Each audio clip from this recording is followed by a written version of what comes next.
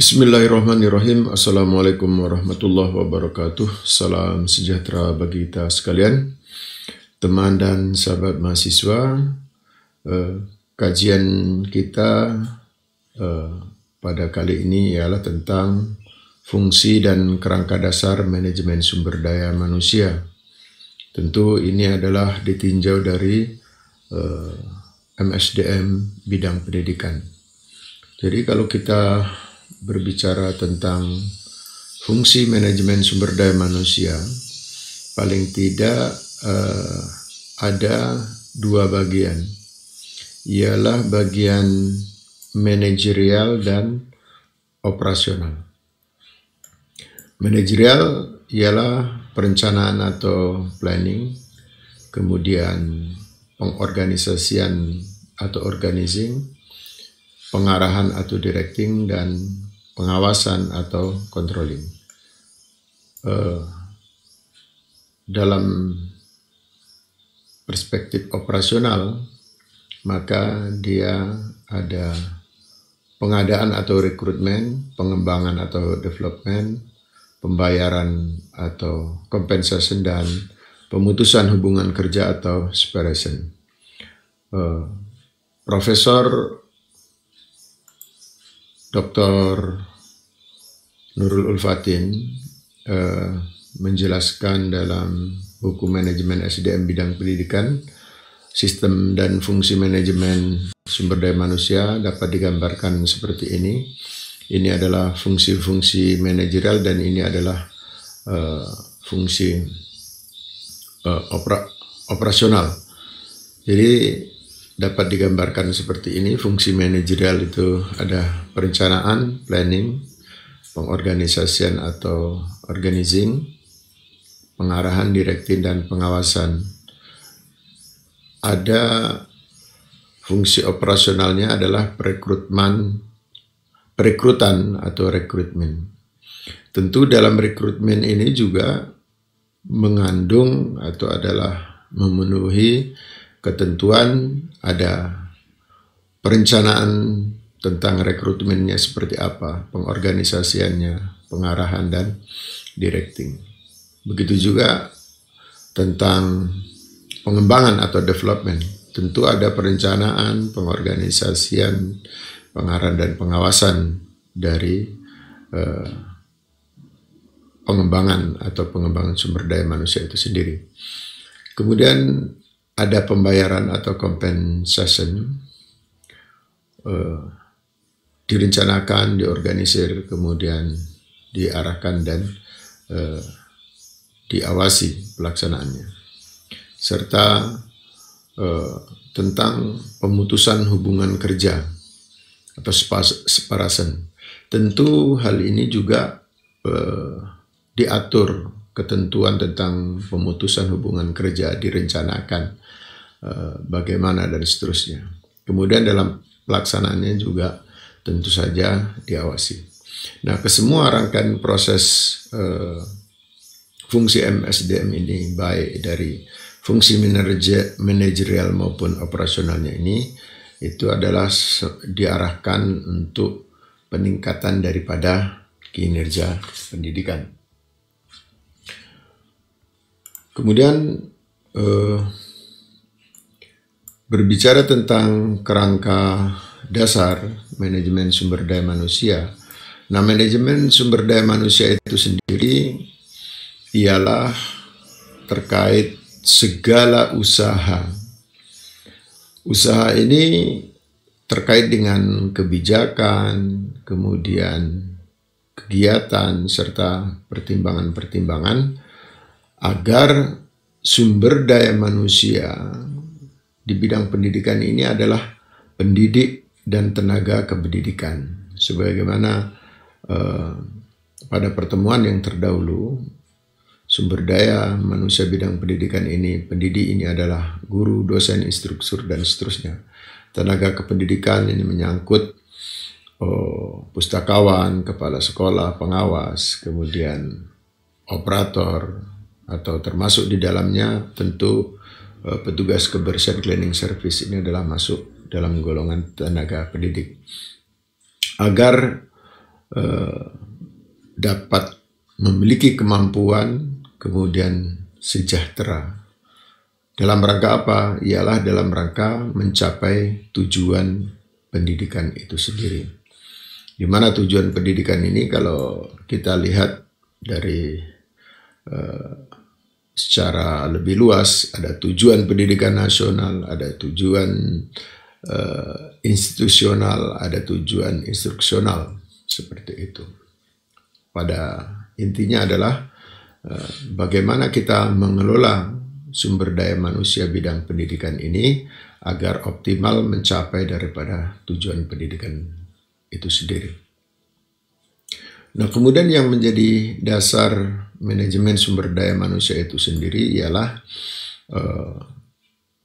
diatur dalam Undang-Undang Sisdiknas, Undang-Undang Nomor 20 Tahun 2003, khususnya bab 11 mengatur tentang pendidik dan tenaga pendidikan, menyangkut tentang kriteria, hak kewajiban dan hal ehwal, syarat dan ketentuan yang berkenaan dengan pendidik dan tenaga kependidikan.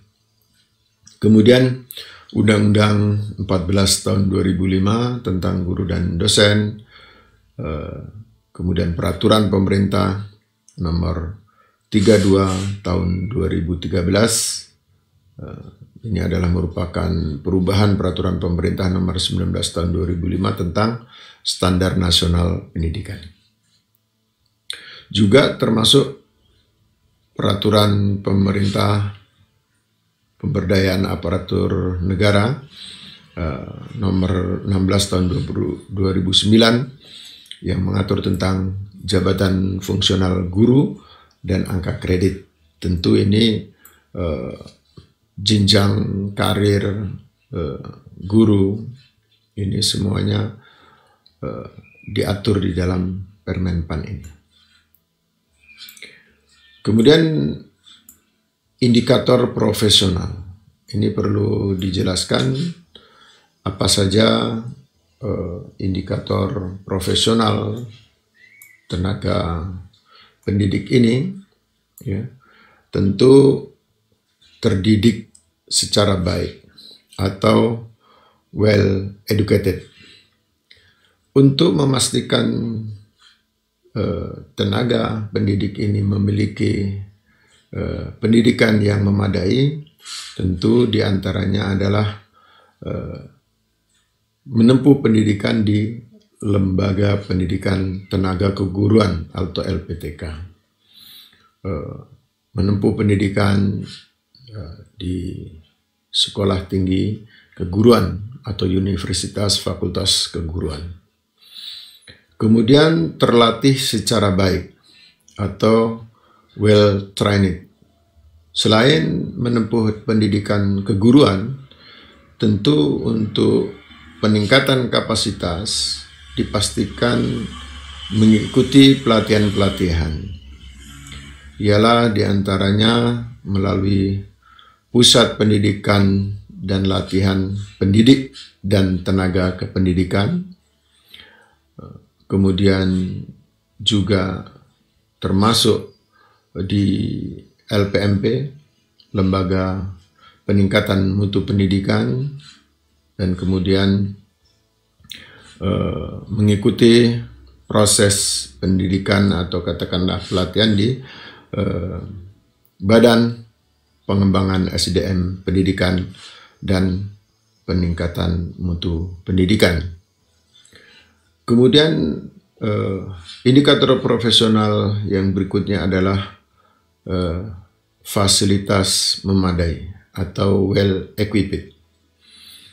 Fasilitas yang memadai ini tentu dalam menempuh proses pendidikan harus dipastikan mendapatkan fasilitas-fasilitas, apakah berbentuk daripada laboratorium, pengembangan, tempat praktek, dan lain sebagainya. Misalnya di contoh di SMK, ya, Sekolah Menengah Kejuruan. Tentu kalau untuk melahirkan peserta didik yang memiliki keterampilan perbengkelan tentu diberikan fasilitas praktikum, laboratorium atau tempat praktek dan semacamnya. Kemudian berkinerja baik atau well performed. Tentu ini harus ada evaluasi dan penilaian. Maka ada penilaian kinerja guru menggunakan alat penilaian kinerja guru. Kemudian indikator profesional berikutnya adalah komitmen tinggi, well committed. Tentu ini dibutuhkan adanya penghargaan, ada kompensasi, kemudian jenjang karir yang jelas. Kompensasi tentu ada berbentuk daripada reward daripada kinerja supaya memiliki komitmen yang tinggi, ada kepastian, jenjang karir, melalui jabatan fungsional dan lain sebagainya. Nah, ketika sudah memiliki kemampuan, keterampilan, terlatih, kemudian berkinerja baik, dan memiliki komitmen yang tinggi, maka tentu saja perlu mendapatkan kompensasi yang layak, well paid. Ialah misalnya berupa tunjangan profesi. Tentu ini ada syarat dan ketentuan apakah seorang guru dan dosen layak dinyatakan sebagai guru dan dosen yang profesional, tentu melalui proses seleksi dan lain sebagainya. Apabila telah dinyatakan layak sebagai